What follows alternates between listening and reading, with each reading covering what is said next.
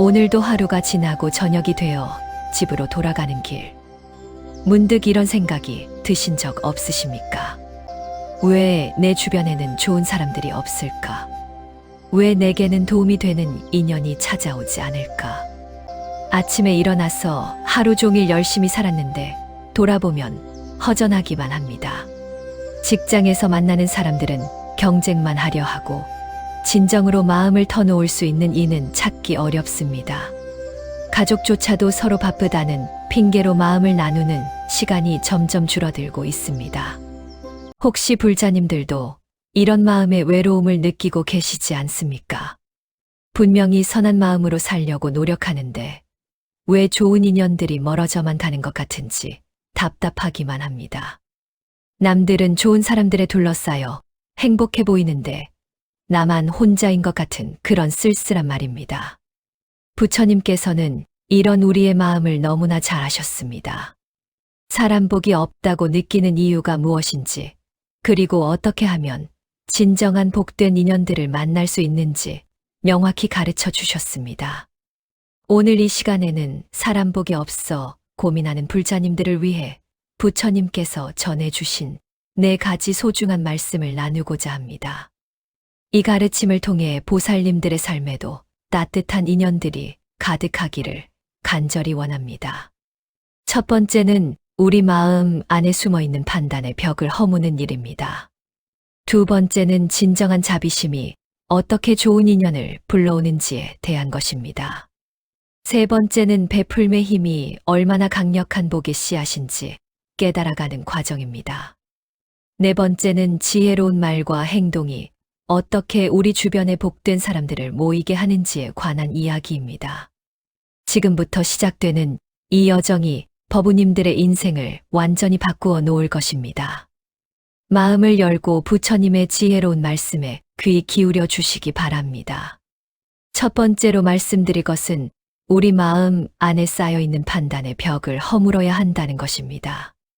사람 복이 없다고 느끼시는 불자님들을 살펴보면 공통점이 하나 있습니다. 만나는 사람마다 좋은 사람인지 나쁜 사람인지 금세 판단을 내려버리는 습관이 있다는 것입니다. 첫인상이 마음에 들지 않으면 더 이상 알아보려 하지 않습니다.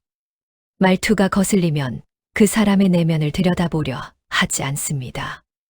외모나 옷차림이 기대에 맞지 않으면 벌써 마음의 문을 닫아버립니다. 그런데 부처님께서는 금강경에서 이렇게 말씀하셨습니다. 범소유상 계시어망 약견재상비상 즉견열애. 모든 상에 집착하지 말라. 상이 아닌 것을 보면 열애를 보리라. 이 말씀은 우리가 눈으로 보는 겉모습에 속지 말라는 뜻입니다. 사람의 진정한 가치는 외모나 첫인상에 있지 않습니다.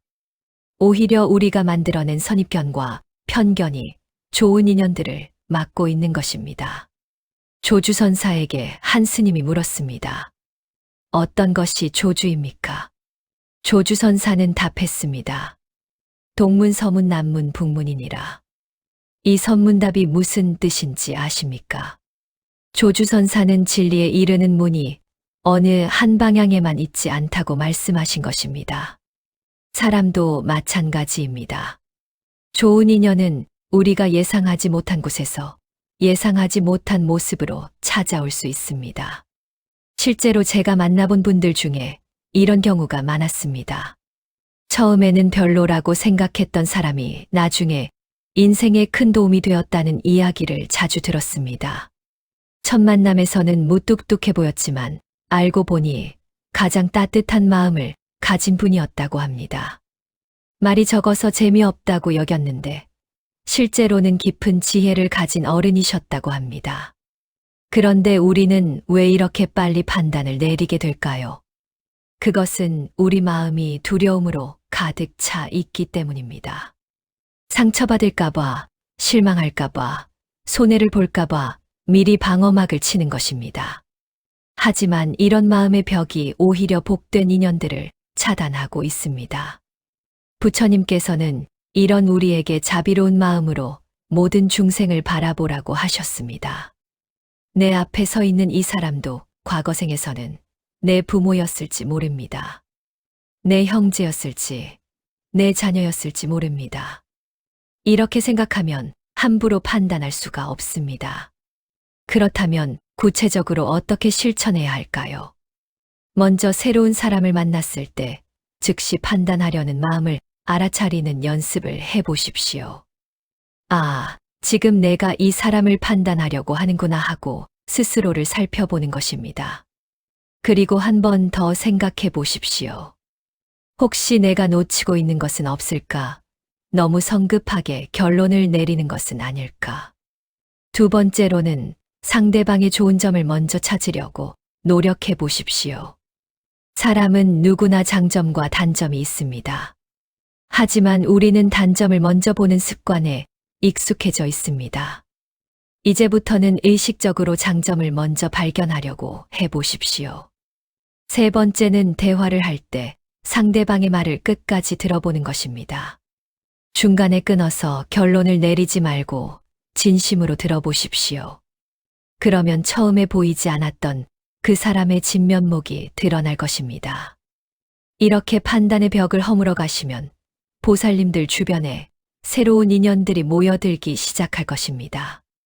사람들도 열린 마음으로 대하는 분에게 자연스럽게 다가오게 됩니다. 두 번째로 말씀드릴 것은 진정한 자비심이 어떻게 좋은 인연을 불러오는지에 대한 것입니다.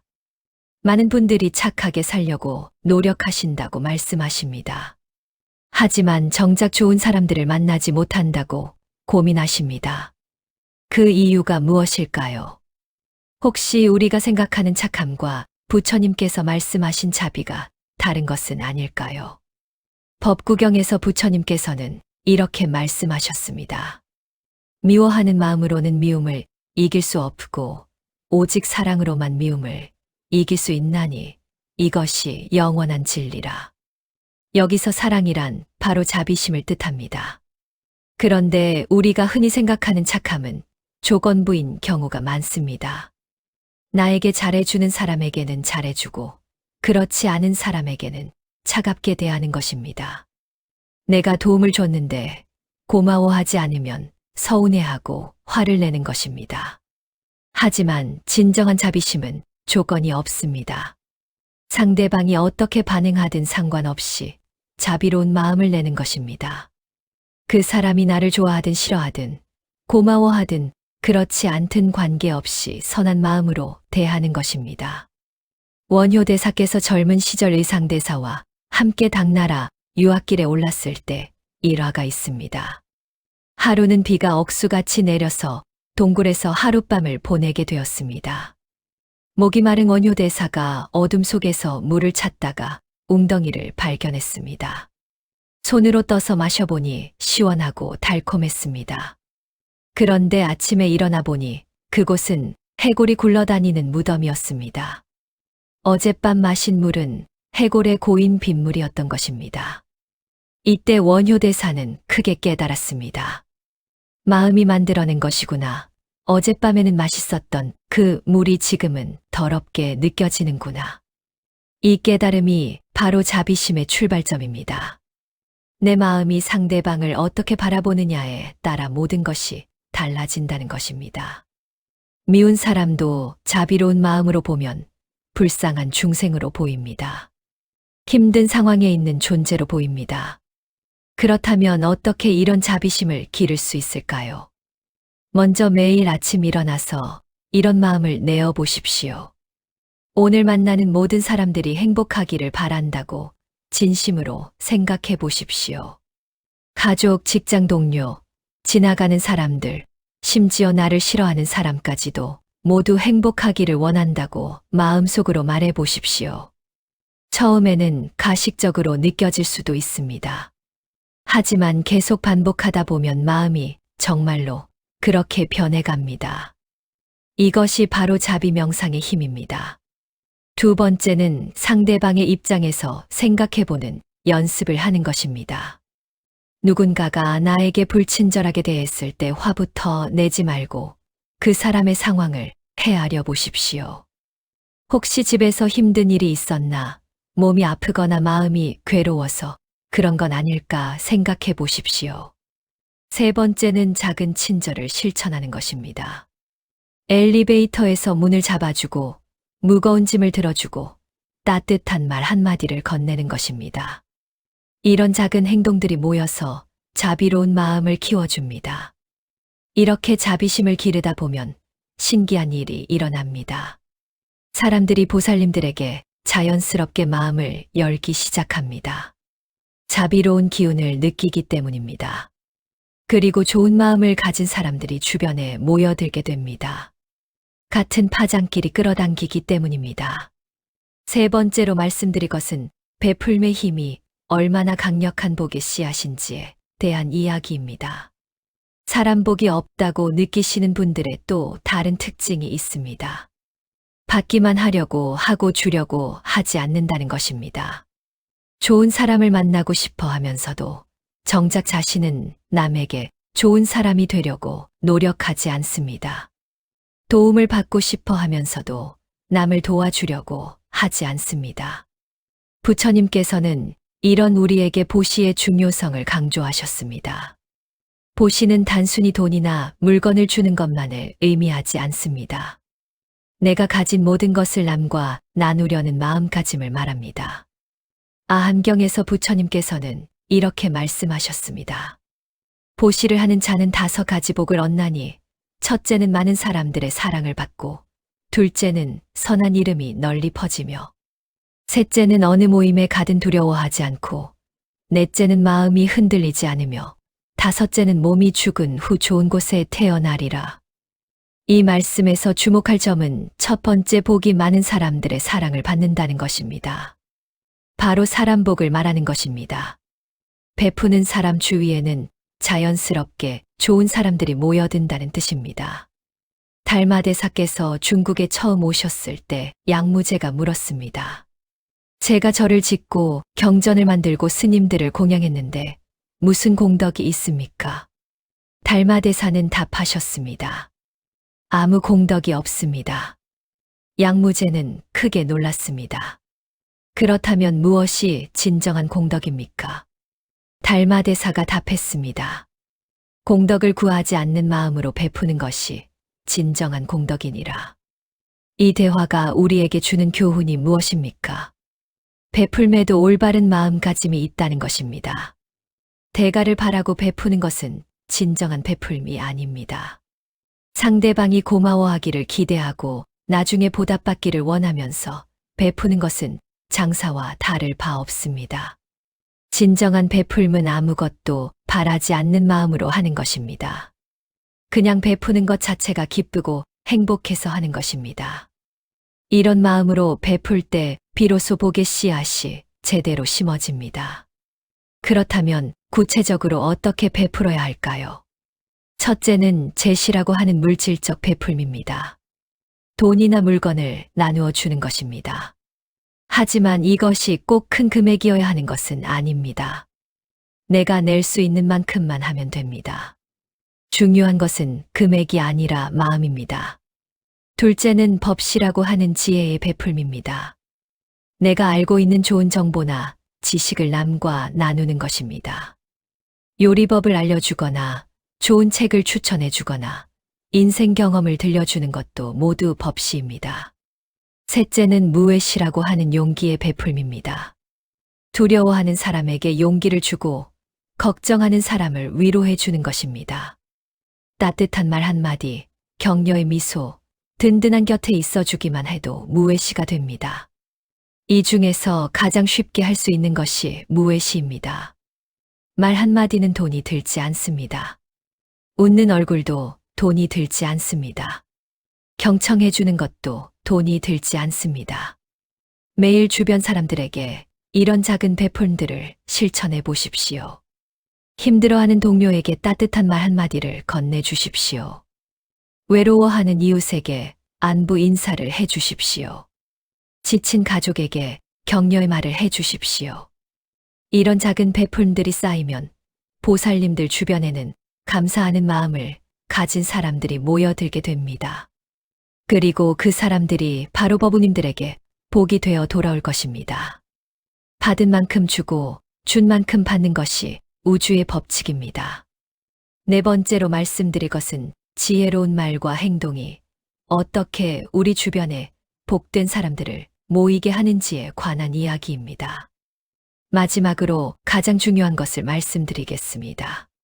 사람 복이 있는 분들의 공통점이 무엇인지 아십니까? 바로 말과 행동이 지혜롭다는 것입니다. 어떤 상황에서든 적절한 말을 하고 옳은 행동을 합니다. 그래서 사람들이 그분들을 신뢰하고 따르게 됩니다. 부처님께서는 정어라고 하여 올바른 말에 대해 자세히 가르쳐 주셨습니다. 거짓말을 하지 않고 이간질하는 말을 하지 않으며 거친 말을 하지 않고 쓸데없는 말을 하지 않는 것입니다. 이 네 가지만 지켜도 우리 주변에는 좋은 사람들이 모여들게 됩니다. 선덕여 왕 시대에 원광법사라는 분이 계셨습니다. 화랑들이 찾아와서 물었습니다. 저희가 어떻게 살아야 훌륭한 사람이 될 수 있겠습니까? 원광법사는 세소고개를 내려주셨습니다. 그 중 하나가 신언불허, 한 번 한 말은 반드시 지키라는 것이었습니다. 말의 힘이 얼마나 큰지 보여주는 대목입니다. 신뢰할 수 있는 사람 주변에는 자연스럽게 좋은 사람들이 모여듭니다. 반대로 말을 함부로 하고 약속을 지키지 않는 사람 주변에서는 사람들이 떠나갑니다. 그렇다면 지혜로운 말이란 무엇일까요? 첫째는 진실한 말입니다. 작은 거짓말이라도 하지 않는 것입니다. 과장하거나 축소하지 않고 있는 그대로 말하는 것입니다. 사람들은 진실한 사람에게 마음을 엽니다. 둘째는 덕이 되는 말입니다. 남의 험담이나 비방을 하지 않는 것입니다. 오히려 없는 자리에서 그 사람의 좋은 점을 말해주는 것입니다. 이런 분들은 어디를 가서도 환영받습니다. 셋째는 따뜻한 말입니다. 상대방의 마음에 상처를 주지 않는 말을 하는 것입니다. 비판을 할 때도 상대방이 받아들일 수 있게 부드럽게 말하는 것입니다. 사람들은 자신을 이해해주는 사람을 좋아합니다. 넷째는 필요한 말만 하는 것입니다. 지나치게 많이 말하지 않고 꼭 필요한 말만 하는 것입니다. 듣는 이에게 도움이 되는 말을 하는 것입니다. 지혜로운 침묵도 때로는 말보다 강합니다. 행동 또한 마찬가지입니다. 말과 행동이 일치하는 사람을 사람들은 신뢰합니다. 약속을 지키고 맡은 일에 최선을 다하며 어려운 상황에서도 흔들리지 않는 사람을 존경합니다. 매일의 작은 실천이 중요합니다. 아침에 일어나서 오늘은 어떤 말을 하고 어떤 행동을 할지 생각해 보십시오. 내 말과 행동이 다른 사람에게 도움이 될 수 있을지 고민해 보십시오. 저녁에는 하루를 돌이켜보며 잘못된 말이나 행동은 없었는지 반성해 보십시오.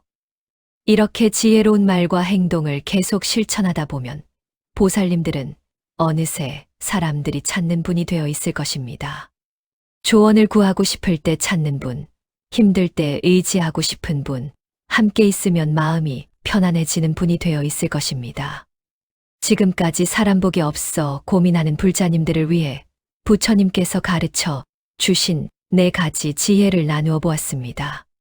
첫째, 판단의 벽을 허무는 것입니다. 선입견과 편견을 버리고 열린 마음으로 사람을 대하는 것입니다. 모든 상에 집착하지 말라는 부처님 말씀을 실천하는 것입니다. 둘째, 진정한 자비심을 기르는 것입니다. 조건 없는 사랑으로 모든 중생을 대하는 것입니다. 상대방이 어떻게 반응하든 관계없이 선한 마음을 내는 것입니다. 셋째, 베풀물 실천하는 것입니다. 대가를 바라지 않는 마음으로 나누어 주는 것입니다. 제시, 법시, 무외시를 통해 복의 씨앗을 심는 것입니다. 넷째, 지혜로운 말과 행동을 하는 것입니다.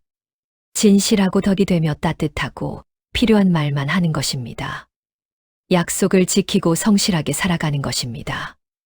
이 네 가지를 꾸준히 실천하시면 법우님들의 삶에도 분명히 좋은 인연들이 찾아올 것입니다.